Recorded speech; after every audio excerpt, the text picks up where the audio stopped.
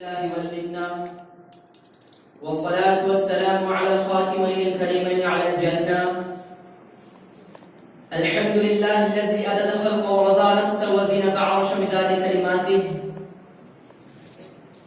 الحمد لله الذي أحيانا بعدما أماتنا وإليه النشور. والحمد لله لم يزل ولا يزال وهو السميع العليم. وبعد ذلك الحمد لله نحمده ونستعينه ونستغفره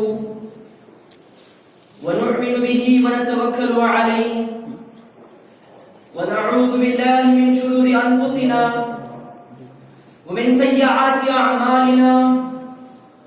من يهده الله فلا مضل له ومن يضلله فلا هادي له. ونشهد أن شهادة بالإيمان واليقين أن لا إله إلا الله محمد رسول الله صلى الله عليه وسلم أرسله بالحق بشيرا ونذيرا وداعيا إلى الله بإذنه وسراجا منيرا. وأصدق أن شهادة بالإيمان واليقين أن سيدنا وسندنا وحبيبنا وإمامنا السيد محمد المهدي الموعود خليفة الله الودود صاحب المقام المحمود قد جاء وضام الله مراد الله خليفة الله صلوات الله عليه. أما بعد فقد قال الله تبارك وتعالى في كلامه القديم والقرآن العظيم: أعوذ بالله من السميع العليم من الشيطان الرجيم. بسم الله الرحمن الرحيم. هل يستوي الذين يعلمون والذين يعلمون؟ وقال الله تبارك وتعالى في المقام الثاني: إنما يخشى الله من عباده من عند العلماء. وقال رسول الله صلى الله عليه وسلم على أنه قال: خيركم من تعلم القرآن وعلمه. وقال رسول الله صلى الله عليه وسلم في المقام الآخر: إن القرآن أنزل على 7 حرف فقرأوا ما تيسر منه. وقال المهدي الموعود عليه الصلاة والتسليم: قرآن عشق نامہ الہی است. صدق اللہ العلی العظیم وصدق رسوله النبی الکریم وصدق المهدی الموعود عليه الصلاة والتسلیم. قابل احترام صدر والے مرتبہ ومرشدین اکرام وعلماء الزام وحاضران مجلس وعفت معاب قردنشین خواتین، السلام علیکم ورحمۃ اللہ وبرکاتہ. آج اس مجلس کا انعقاد ایک واحد مقصد پر ہوا گیا ہے جس کے لیے ہم اور آپ سب جمع ہوئے ہیں. اس واحد مقصد کو ہم اور آپ علم کا نام دے سکتے ہیں. آج ہم اور آپ علم کی بات سمجھنے، سمجھانے یا تو اس کی تفہیم کے لیے آئے ہوئے ہیں. تو اسی کے زیر نظر چند تعلقات، چند واقعات یا علم کیا چیز ہے اس پر روشنی ڈالنے کی سعادت حاصل فرماتا چلوں. اور تمام مرشدین کرام سے بھی گزارش ہے کہ آپ اجازت دیں کہ فقیر کو اپنا انداز تمام کے ارشاد فرمائے. ہمارے سامنے فقیر کے اس تقاریر میں 2 جز ہیں، ایک علم اور ایک علم القرآن. سب سے پہلے میں اپنی تحریر کا آغاز علم پر روشنی ڈالتے ہوئے چلوں کہ ہم اور آپ اپنی زندگیوں میں علم سمجھتے ہوں گے یہ علم کیا ہے. علم یعنی کوئی ایسی شے، کوئی ایسی چیز جس سے کسی چیز کی واقفیت ہوتی ہے. اب جیسے کہ اللہ تبارک و تعالیٰ اپنے حبیب کبریا سے ارشاد فرماتا ہے: حبیب کبریا علم کی 70 شاخ ہے اور ان 70 شاخوں میں اللہ کے حبیب محمد مصطفیٰ صلی اللہ علیہ وسلم ارشاد فرماتے ہیں کہ پروردگار عالم نے مجھ کو 72,000 علوم عطا فرمائے. اب ان 72,000 علوم میں وہ کون سے علوم ہیں جو ہمارے لیے بے حد اور نہایت ضروری ہے. ہم دیکھتے چلے کہ علم القرآن ایک علم ہوا، علم حدیث ایک علم ہوا، علم فقہ ایک علم ہوا، علم عداد یا علم ابجد ایک علم ہوا، علم قراءت، اصول فقہ، یہ تمام علوم ہوئے، لیکن ضروری علم کیا ہے؟ آقا میرا مہدی موعود علیہ السلام ارشاد فرماتے ہیں بھائیو تم وہ علم حاصل کرو جس سے تمہاری نمازیں اچھی ہو سکے، وہ علم حاصل کرو کہ لوگ دیکھ کر تم کو عالم نہ کہیں، لوگ تم کو دیکھ کر عاشق و عابد کہیں۔ ہم کو بنانا مقصد ہمارا عالم نہیں تھا، عاشق تھا۔ خدا نے کہا کہ تم کو عالم نہیں بننا، دنیا میں تم کو بھیجا گیا، وما خلقت الجن والانس الا ليعبدون، بنایا گیا تھا اس عالم میں تاکہ اس کی حمد و ثنا بیان کرے، اسی کا علم حاصل کرے جس کی اس کی حمد و ثنا کر سکے۔ اب اسی علم کو دیکھتے چلے کہ اللہ تبارک و تعالیٰ اپنے کلام اللہ کے نظام میں ارشاد فرماتا ہے هل يستوي الذين يعلمون والذين لا يعلمون، کہ بے شک اللہ تبارک و تعالیٰ سورہ قمر میں ارشاد فرماتا ہے بے شک علم اور غیر علم ان دونوں میں فرق ہے، علم والا ہمیشہ غیر علم پر فوقیت رکھتا ہے۔ یہ کیسی فوقیت ہے؟ کس چیز پر فوقیت؟ تو اللہ تبارک و تعالیٰ آگے ارشاد فرماتا ہے وَتِلْكَ الْأَمْثَالُ نَضْرِبُهَا لِلنَّاسِ وَمَا يَعْلَمُونَهَا عِندَ الْعُلَمَاءِ الْكِرَامِ۔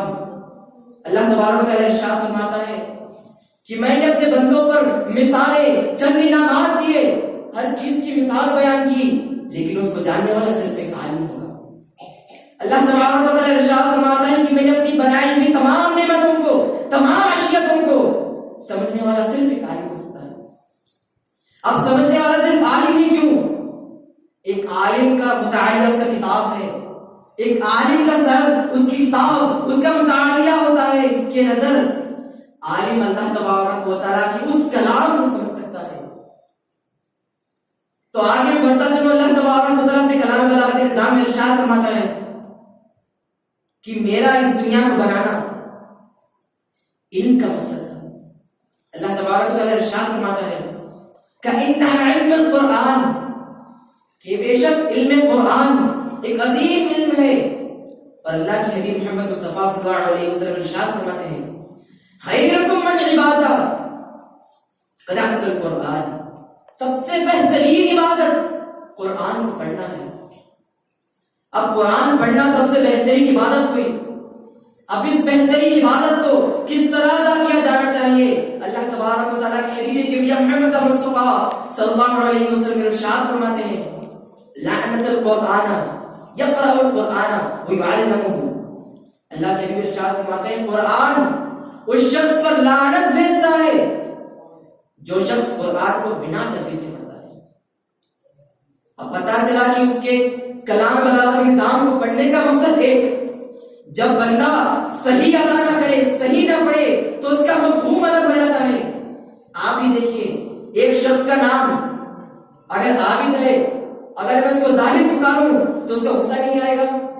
اب خدا اپنے کلام بلاغت نظام میں چند الفاظات ارشاد فرما رہا ہے، اگر ہم غلط پڑھے تو کیا خدا کو ناراضگی نہیں ہوگی؟ تو کیا خدا کے پاس پڑھے تو غصہ نہیں ہوگا؟ تو اسی لیے ہم کو سب سے پہلے قرآن مجید کو پہلا سمجھنا ضروری ہے۔ اب جب بات قرآن مجید کی آئی، اب اتنی فضیلت قرآن مجید کو کیوں دی گئی؟ تورات اللہ کے کلام، زبور اللہ ہی کا کلام، انجیل بھی اللہ ہی کا کلام، یہ تمام کتب میں صرف قرآن مجید ہی کو کی عظمت دی گئی۔ تورات میں بھی تو وہی کلام تھا، انجیل میں بھی وہی کلام، زبور میں بھی وہی کلام، فرقان یعنی قرآن مجید میں بھی وہی کلام، پھر اس قرآن مجید کو اتنی عظمت و فوقیت کیوں دی گئی؟ تو اولیاء کرام رحمۃ اللہ اجمعین ارشاد فرماتے ہیں اس کو نسبت رسول کہتے ہیں۔ شیخ جامی اپنے کلام میں ارشاد فرماتے ہیں گر نازل شدن کے قرآن و انجیل و تورات و زبور و محمدم، یہ کتب عظمت بلند۔ آپ ارشاد فرماتے ہیں کہ اگر تورات محمد پر اتاری جاتی تو تورات کا مرتبہ بلند ہوتا، اگر انجیل محمد مصطفیٰ پر اترتی تو انجیل کا مقام اعلیٰ و ارفع ہوتا، اگر زبور ان پر نازل ہوتی تو زبور کا مقام اعلیٰ و ارفع ہوتا۔ اب اللہ نے قرآن مجید کو اتارا پر نازل فرمایا، اسی لیے قرآن مجید کا مقام اعلیٰ و ارفع ہوا۔ اب اس سے پتہ چلا کہ قرآن مجید نسبت رسول سے اس کو فوقیت ملی. اب اس کی سمجھنا ہم کو کتنا ضروری ہے. اللہ کے نبی محمد مصطفیٰ صلی اللہ علیہ وسلم ارشاد فرماتے ہیں ان القرآن انزل علی 7 احراف، بے شک قرآن مجید 7 احراف میں 7 اندازوں میں اتارا گیا. آگے ارشاد فرماتے ہیں فقرؤوا ما تیسر منہ، کہ بس جو آسان دکھے تم اس میں پڑھو. یہ نہیں بتایا گیا کہ جو 7 انداز میں اتارے گئے، جو 17 قراءات میں اتارے گئے تم ان سب میں پڑھو. ہم کو چھوٹ بھی دی گئی فقرؤوا ما تیسر منہ، جس میں آسانی دکھے، جس میں بہتری دکھے تم اس میں پڑھو. آگے میں ایک واقعے کو پیش کرتا چلوں کہ ایک وقت ایک ولی معظم اپنے تمام مریدین کے ساتھ بیٹھے ہوئے تھے. ان کی ایک مرید مسجد میں داخل ہوتے ہیں اور پوچھتے ہیں کہ حضرت آپ اللہ تبارک و تعالیٰ کی عبادت سالوں سے کر رہے ہیں، کچھ نسخہ ہوگا، کوئی ایسا عمل ہوگا جس سے آپ کو اللہ تبارک و تعالیٰ کی اتنی معیت حاصل ہوئی. وہ ولی معظم ایک ہی جملہ ارشاد فرماتے ہیں عشق قرآن. جب میں دنیا کی ملعونیت دنیا میں دھسا ہوا تھا، قرآن سے وہ محبت نہیں تھی، وہ میری عظمت خدا نے مجھ کو برتری نہیں کی تھی. ایک دن میں نے قرآن کھولا، ہر الفاظ بگڑ بدگر ایک الفاظ کو سمجھ کر جب میں نے پڑھا، قسم اس خدا کی ذات کی، جب آخری قرآن میرا ختم ہوا پروردگار عالم نے مجھ سے کلام شروع کیا. تو ایک ولی معظم ارشاد فرما رہے ہیں کہ قرآن کو جب میں نے سمجھ کر پڑھا، ڈر کر کہ کہیں غلطی نہ ہو، سمجھ کر جب میں نے پڑھا تو اللہ تبارک و تعالیٰ نے اپنی معیت کی مجھ پر تجلیات انوارات مجھ پر سپرد دی. تو ہمارے اور آپ کو دیکھنا چاہیے. یہ غم کی بات ہے کہ آج ہم اور آپ قرآن کو کسی نے استعمال کر رہے ہیں. کوئی انتخاب کر گیا، قرآن مجید نکالی گئی. کوئی بیمار ہو گیا، قرآن مجید نکالی گئی. چوتھا ہو گیا، چہلم ہو گیا، یہ تمام نیات ہوئے، قرآن مجید کو نکالا گیا. کوئی بیمار ہو گیا، حالت سکرات میں ہو گیا، قرآن مجید نکال کر قرآن مجید پڑھ دی گئی. کیا اسی لیے قرآن آیا تھا؟ کیا صرف چوتھے چہلم ان تمام نیات کے لیے قرآن مجید کو اللہ تبارک و تعالیٰ نے نازل فرمایا؟ ایسا ہوتا تو صرف ایک آیت آتی، 6600 آیت کی ضرورت کیا تھی؟ اللہ کے نبی محمد مصطفیٰ صلی اللہ علیہ وسلم نے ارشاد فرمایا کہ بے شک القرآن شفاعۃ للناس، قرآن لوگوں کے لیے شفا بھی ہے اور قرآن لوگوں کے لیے لعنت بھی ہے جب اس کو غلط پڑھتے ہیں. ہمارے لیے میں یہ نہیں کہتا کہ ان نیات میں قرآن مت پڑھو، قرآن اس کے لیے بھی ہے، سمجھنے کے لیے بھی ہے. اور آپ گھر میں قرآن دھولوں میں پڑی ہوئی ہوتی ہے، جب کسی کا انتقال ہو جاتا ہے تو قرآن نکل جاتی ہے. اللہ کے نبی محمد مصطفیٰ صحابہ کا مجموعہ بیٹھا ہوا تھا، رسول اللہ زارو خطا ہو رہے تھے. صحابہ کے لیے وہ تو قیامت کا منظر تھا کہ ان کی حبیبی کبریا رو رہے تھے. ڈرتے ڈراتے ایک صحابی نے پوچھا رسول اللہ کیا ہوا آپ رو رہے ہیں؟ رسول اللہ ارشاد فرماتے ہیں مجھے اس آگے کی وقت کی امت کو دیکھ کر رونا رہا ہے جن کے پاس قرآن ہوگی لیکن دھول جمی ہوئی ہوگی. ان کے پاس قرآنیں ہوں گی، لاتوں جمی ہوئی ہوں گی مگر دھول جمی ہوئی ہوگی. آگے ارشاد فرماتے ہیں مجھے ان لوگوں کو دیکھ کر رونا آ رہا ہے کہ جن کے پاس سے قرآن اٹھائی جائے گی. اگر ایک بندہ تکلیف میں ہے تو وہ قرآن پڑھتا ہے، قرآن کو سامنے رکھ کر کم از کم مشیت سے دعا کرتا ہے خدا کے پاس. مجھے ان لوگوں کو دیکھ کر ترس آ رہا ہے کہ اس کام کے لیے ان کے پاس قرآن نہ ہوگی. تو آج ہمارے پاس جب قرآن مجید موجود ہے، اس کے نسخے موجود ہیں، تو کتنا ہم پر ضروری ہے کہ ہم اس کو سمجھیں.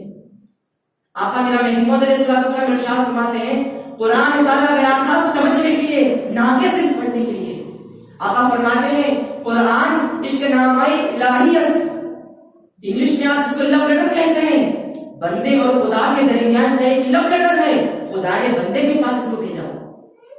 اللہ تبارک و تعالیٰ کے حبیب محمد مصطفیٰ صلی اللہ علیہ وسلم ارشاد فرماتے ہیں کہ اللہ تبارک و تعالیٰ نے قرآن مجید کو اگر نہ اتارتا، بخاری اور صحیح مسلم کی مستند حدیث ہے، آقا صلی اللہ علیہ وسلم ارشاد فرماتے ہیں کہ اگر خدا تعالیٰ قرآن مجید کو نازل فرماتا تو قسم اس خدا کی ذات کی مجھے ڈر ہوتا کہ یہ میری امت آگے جا کر ہلاک ہو جاتی.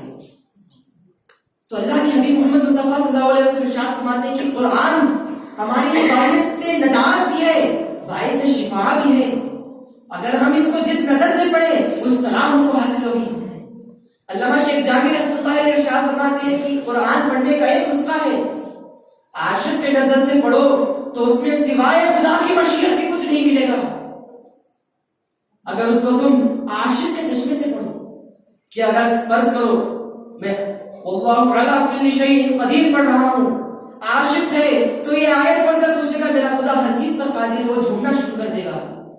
وہ آگے آیت دیکھے گا واللہ یحب المحسنین، اللہ محسنین سے محبت کرتا ہے، جو عاشق ہوگا اس آیت کو دیکھ کر جھومنا شروع کر دے گا۔ یہ عاشقین کا مذہب تھا۔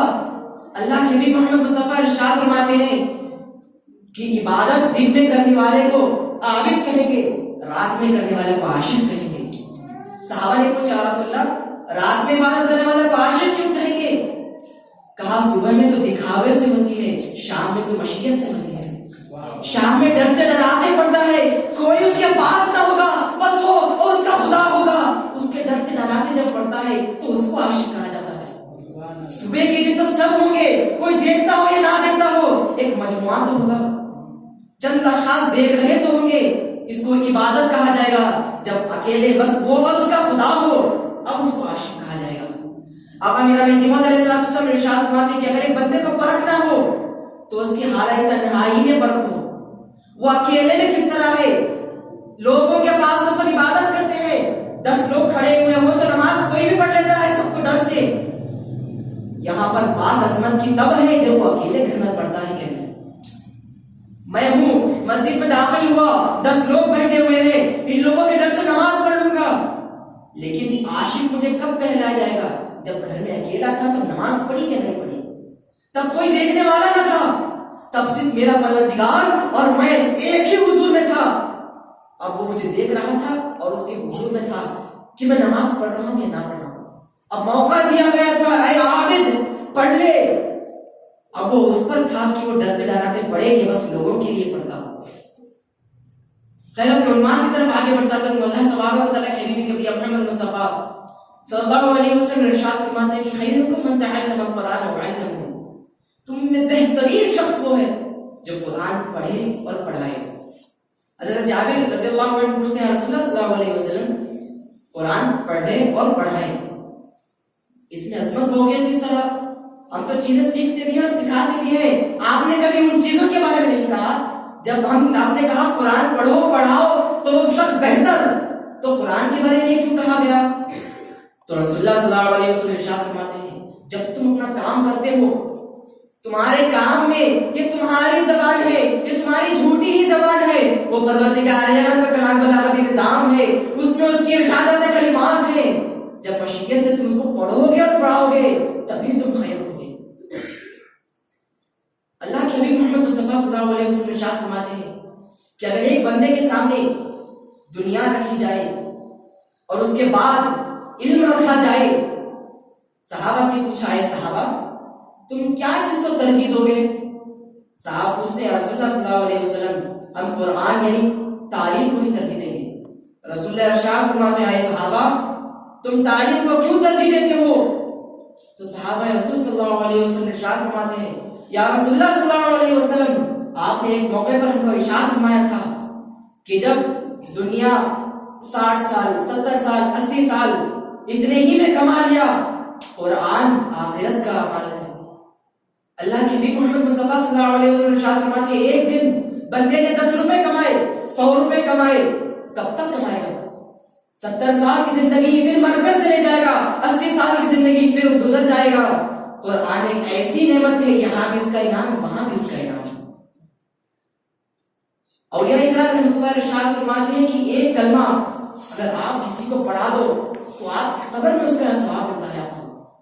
اگر فرض کرو میں نے ایک الف ہی سمجھ کسی کو پڑھا دیا تو اپنی پوری عمر اس پر عمل کرتا رہے گا اور آگے بھی کسی کو سکھاتا رہے گا تو اس کا ثواب بھی میرے کو ہی میری خبر میں آئے گا۔ تو دیکھیے اسی کو ہی اسناد الحیات کہتے ہیں، یعنی آگے تک چلتے جانے والی عبادات کہتے ہیں۔ میں نے تو بس ایک الف سکھایا تھا، میں تو چلا گیا وہ عمل کرتا گیا، بعد میں دوسروں کو سکھاتا گیا، چلتے چلتے پیدل پہ ایک چین بنتی چلی گئی اور ان تمام کا ثواب مجھ کو میری خبر میں آیا۔ آقا میرا مہدی موعود علیہ الصلوۃ والسلام ارشاد فرماتے ہیں کہ تم ایسا علم حاصل کرو جو تم کو خود کی رہائی سے نجات دے. یعنی ایسا مت علم حاصل کر لو کہ حدیث پڑھ لیا، قرآن پڑھ لیا، فقہ پڑھ لیا، ایسا علم کہ بس یہی کام آئے.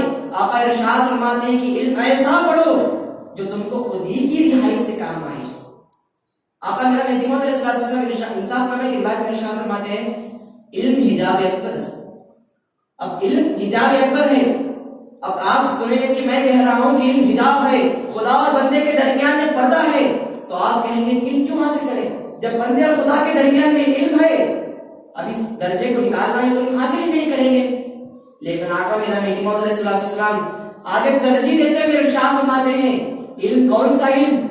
میں ہوں یہ علم، یہ نہیں قرآن حدیث فقہ تفسیر، یہ علم نہیں. آقا نے فرمایا یہ علم سے میں نہیں روکتا، یہ اس علم سے روکتا ہوں کہ فیضان کوئی شخص تھا یا فلاں کوئی شخص تھا، جب یہ تمہارے درمیان سے ہٹے تو خود کی خودی سے تم کو نجات ملے گی. آقا حبیب کبریہ محمد مصطفیٰ صلی اللہ علیہ وسلم جنگ تبوک کے لیے نکل رہے تھے. صحابہ کرام رحمۃ اللہ رضی اللہ عنہ اجمعین کا مجموعہ جمع ہوا تھا، مسجد نبوی کا مقام تھا. ایک صحابی آ کر پوچھتے ہیں یا رسول اللہ صلی اللہ علیہ وسلم مجھ کو بہترین عبادت کے بارے میں بتائیے. رسول اللہ ایک ہی جملہ ارشاد فرماتے ہیں القرآن. وہ شخص دوبارہ پوچھتے ہیں یا رسول اللہ صلی اللہ علیہ وسلم قرآن بہتر عبادت ہے؟ کہا ہاں. وہ شخص پھر سے پوچھتے ہیں یا رسول اللہ قرآن کس طرح بہتر عبادت ہے؟ کہا قرآن میں ہر چیز ہے. آج کی سائنس کی دنیا دیکھو، قرآن میں بایولوجی ہے، قرآن میں فزکس ہے، قرآن میں میتھمیٹکس ہے، تمام علوم قرآن میں ہی موجود ہیں. اب آپ شفا کے تعلق سے دیکھیے، شفا ہو یا طب ہو، ہر چیز قرآن میں موجود ہے. یا وہ فزکس ہو یا تمام دیگر انسان کے حوال ہو، تمام قرآن میں موجود ہو.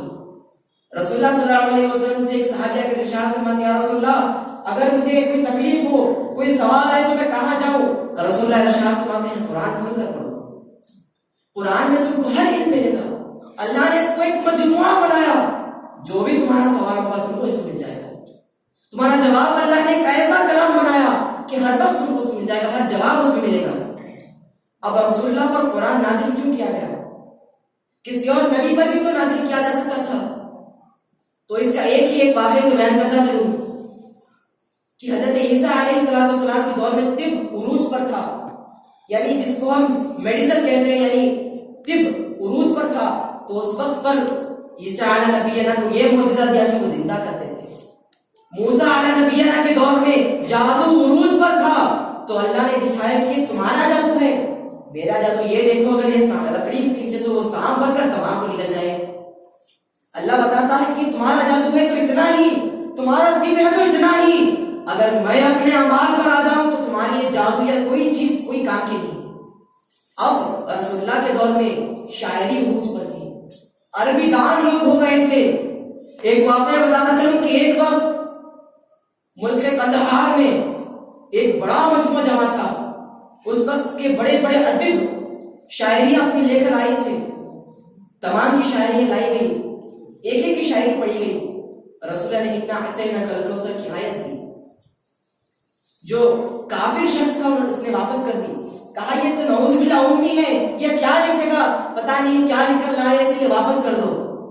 تو جو اس وقت پہ جو رئیس تھا اس نے کہا ہمارے یہاں کا اصول ہے جو بھی لے کر آئے پڑھنا لازمی ہے، چاہے کیسا بھی ہو پڑھنا لازمی ہے. اب خیر آیت پڑھی گئی. جس وقت آیت پڑھی گئی تمام علماء کافرین حالت پریشانی میں ہو گئے کہ یہ بندوں کا کلام نہیں. اگر میں کچھ عربی میں ہی لکھ دوں ایک معیار کا ہوگا، لیکن جب خدا لکھتا ہے تو اس کا معیار ہی ہرا ورفا ہوتا ہے. انا اعطیناک الکوثر، یہ جو مجموعہ اللہ تبارک و تعالی جو نصاب بنایا، جو رائمنگ بنایا، وہ علماء دیکھ کر کہنے لگے یہ محمد کا کلام نہیں، یہ اس کے رب اللہ کا کلام ہے. تو اسی لیے اس عالم نے اسی وقت پر جا کر تصدیق کو مسلمان ہو کر مصرف ہو جاتا ہے. تو بتانے کی بات یہاں یہ کہنا چاہتا ہوں کہ قرآن انسان کی رحمت کے لیے بنایا گیا تھا اور اس پر غلط پڑھنے سے عذاب کے لیے بنایا گیا تھا. تو میرا اس مدرسے کا انعقاد پڑھنے کا ایک ہی مقصد تھا کہ اگر ہم اپنی زندگیوں میں اس کلام کو پڑھیں تو کم از کم صحیح پڑھیں. یہ نہ ہو جائے کہ پڑھ لیں اور غلط پڑھ لیں. اگر آپ کوئی غلط کام کر لیتے ہیں تو ایک اس کے غلط کام کی پوٹلی جمتی ہوگی، اب آپ تو پوری زندگی قرآن پڑھ رہے ہو، کتنی زندگیاں قرآن پڑھ رہے ہیں، کتنے بار دور کر رہے ہیں، تو کتنی اس میں غلطیاں ہوں گی. تو ہمارے لیے ضروری ہے کہ ہم کس طرح صحیح قرآن مجید کو پڑھیں، کس طرح جس طرح کہ وہ نازل کیا گیا تھا، جس طرح کی آیت مبارکہ ہے قل جاء الحق وزهق الباطل ان الباطل كان زهوقا وننزل من القرآن ما هو شفاء ورحمة ما هو شفاء ورحمة للمؤمنين ولا يزيد الظالمين الا خسارا. کہ پڑھو تم اس کلام کو جس طرح وہ نازل کیا گیا تھا، ورنہ تم خسارے میں پڑ جاؤ گے. اب قرآن ہم کو ترجیح دیتے ہوئے کہہ رہا ہے کہ اس کلام کو پڑھنا کتنا ضروری ہے، جس طرح وہ اتارا گیا اس طرح پڑھنا لازمی ہے. اب تجوید کے آگے بتاتا چلو، تجوید کو نیا عمل نہیں، کوئی نئی چیز نہیں. عربی میں جود سے نکلا تجوید، یعنی صحیح پڑھنے کو. تجوید یعنی صحیح پڑھنا. اللہ تبارک و تعالیٰ جو جبرائیل علیہ السلام سے جو آیات کہتا تھا، وہ آیات جب محمد مصطفیٰ کے پاس آتی تھی، وہ صحیح آیات کو جب صحابہ کے پاس جاتی تھی، صحیح پڑھنے کو تجوید کہا جاتا ہے. یہ کوئی نیا عمل نہیں کہ آواز نکال کر پڑھنے کو تو لہن کہا جاتا ہے، صحیح پڑھنے کو تجوید کہا جاتا ہے. لہن تو کوئی بھی کہا لے گا. رسول اللہ صلی اللہ علیہ وسلم ارشاد فرماتے ہیں کہ آخری وقت میں لوگ ایسے ہوں گے جو بہترین قرآن پڑھیں گے، لعانی ہوں گے، بہترین پڑھیں گے، لیکن ایک الفاظ ان کے گلے سے نیچے نہ اترے گا. قرآن سجا سجا کر پڑھیں گے، سوار کر پڑھیں گے، لیکن اس کی مشیت کو محبت سے نہ پڑھیں گے. قرآن کا حق ادا نہ کریں گے، بس پڑھنے کے سے پڑھیں گے. تو پتا چلا کہ ہم کو پڑھنا ضروری، جس طرح وہ اتارا گیا تھا اس طرح ہم کو پڑھنا لازمی ہے. اسی لیے اس مدرسے کا نصاب اس طرح بیان کیا گیا تھا کہ لوگ پڑھیں کہ صحیح کس طرح قرآن مجید کو پڑھا جائے. اگر آپ ایک بار ایک ہی آیت پڑھیں، پوری عمر میں ایک ہی قرآن پڑھو، لیکن کم از کم صحیح پڑھو. حضرت امام عاصم کوفی رحمۃ اللہ علیہ کا واقعہ اس طرح بیان کرتا چلو کہ حضرت ابوبکر شعیبہ رحمۃ اللہ علیہ انہیں کے شاگرد بیان کیا جاتا ہے آپ اپنی عمر میں 80 سال عمر میں آپ نے 70,000 قرآن پڑھے تھے، لیکن جب ابن عاصم کے کوفی کے پاس آئے تو بس ایک قرآن کمل ہوا. آپ نے اپنی پوری حیات میں 70,000 قرآن پڑھے تھے. جب حضرت ابن عاصم کوفی رحمۃ اللہ علیہ کے پاس آئے تو صرف ایک قرآن کمل ہوا. تو لوگ کہنے لگے آئے ابوبکر شعیبہ، آپ نے اپنی زندگی میں بہت سارے قرآن پڑھ دیے، حضرت عاصم کے پاس آ کر ایک ہی ختم ہوا. کہا جب میں پڑھتا تھا تو غلطیوں کے ساتھ پڑھ رہا تھا، آگے جس کو گھاس کاٹ کر چلے جانا کہتے بڑھتا چلا جاتا تھا. جب ایک ایک آیت کو سمجھ کر خوف سے پڑھا تب بس ایک ہی ختم ہوا. اللہ تبارک و تعالیٰ کے حبیب کبھی محمد مصطفیٰ ارشاد فرماتے ہیں قرآن پڑھو، پوری عمر میں ایک ہی پڑھو، مگر صحیح پڑھو تاکہ تم کو اس کا ثواب مل سکے. اس مدرسے کا مقصد ایک ہی تھا کہ طلباء کرام اگر اپنی زندگی میں قرآن پڑھے تو کم از کم صحیح پڑھے. اپنی پوری عمر میں ایک ہی کیوں نہ ختم کرے، لیکن بس اس کو صحیح پڑھے تاکہ اللہ تبارک و تعالیٰ کے حضور اگر جائے تو کہہ سکے کہ اے اللہ میں نے تیرا کلام صحیح پڑھا. ہم یہ نہ کہیں کہ اللہ میں نے بہت سارے پڑھ لیے، لیکن خدا کہے گا اے بندے تو نے کئی لاکھوں سینکڑوں قرآن ختم کر دیے، لیکن کتنی غلطیاں تھیں اس میں. رسول اللہ ارشاد فرماتے ہیں کہ بندہ جب قرآن پڑھتا ہے تو ایک اعمال کی پورٹلی بنا دی جاتی ہے کہ خدا کہتا ہے اس نے جتنی اس میں غلطیاں کی تھی اس میں جمع کر دو. اب کتنی ہم غلطیاں کرتے ہیں. اب جب خدا تعالیٰ کے پاس ہمارا حضور ہوگا، ہم ان کے پاس جائیں گے تو کیا قیامت کے دن ہماری وہ برائی کی پورٹلی پیش کی جائے یا ہماری اچھائی کی دی جائے؟ اگر اچھائی کی دی جائے تو ہمارے لیے سب سے ضروری یہی ہے کہ قرآن پڑھیں تو صحیح پڑھیں. آپ حبیب کبھی محمد مصطفیٰ صلی اللہ علیہ وسلم ارشاد فرمائے کہ تعلم القرآن کإنها تملك العقل، قرآن پڑھو کیونکہ وہ عقل کو کھولتا ہے، عقل کھل جاتی ہے. بندہ نئے نئے سوچ وچار سوچ سکتا ہے کہ میرا خدا ایسا بھی ہے، میرا خدا ویسا بھی ہے، وہ قدیر بھی ہے، رحیم بھی ہے، ستار العیوب بھی ہے. اس کے اپنے حبیب کبریا کے بارے میں نئی نئی معلومات ہوتی ہیں. اب مشیت سے پڑھو تو صحیح پڑھو. اور آگے مدرسے کا نصاب میں یہ ہے کہ جب طلباء کرام اب قرآن مجید کا جب درس حاصل کریں تو اسی کے ساتھ اپنی زندگی میں اپنی نمازیں بھی صحیح کریں. بس قرآن پڑھنا ضروری نہیں، اب جب قرآن نماز جب پڑھ رہے ہو تو وہ نماز بھی صحیح ہو. نماز اس کو نہیں کہا جاتا بس جیسے مرغی ٹھوکے مارتی ہے اس طرح ٹھوکے مار دے. رسول اللہ نے کہا نماز اس طرح پڑھو کہ اگر ایک کوا اگر کھڑ جائے تو تم کو ایک چٹان جیسا سمجھے کہ وہ ہل نہیں رہا. اس طرح قف ہو کر ٹہل کر پڑھنے کو نماز کہا جاتا ہے.